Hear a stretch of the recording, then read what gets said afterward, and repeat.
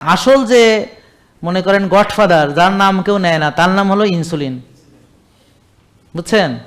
মানে এক গডফাদাররা আর এক গডফাদারকে লুকিয়ে রাখছে, কারণ এ যদি বাইরে নিয়ে আসে তাহলে ওদের পুরো ওষুধ ব্যবস্থা ধ্বংস, আর কেউ ওষুধই খাবে না ভাই, রুগীই হবে না। বিলিয়ন ট্রিলিয়ন ডলারের যে ওষুধ বিজনেস ধসে পড়বে রাতারাতি।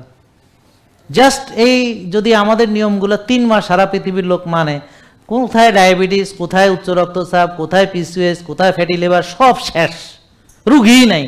এবার সব মাসিমার।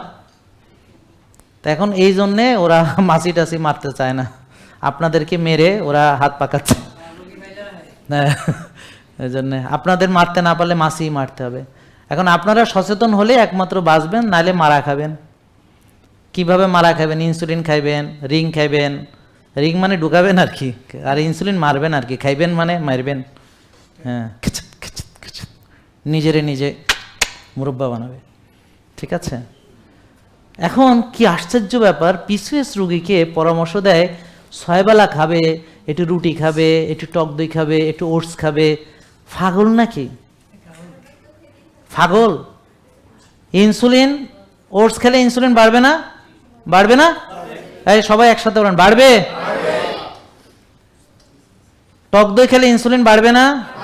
ভাত খেলে, রুটি খেলে, ফল খেলে, সয়াবিন তেল খেলে, হ্যাঁ বাড়বে, অন্যভাবে বাড়বে, প্রদাহ বাড়বে,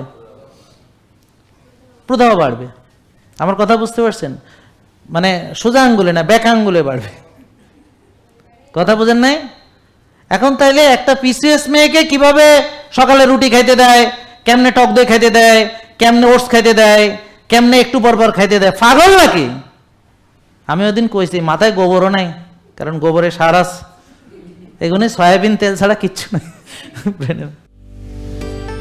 জেকে লাইফস্টাইল, ওষুধ মুক্ত সুস্থ জীবন।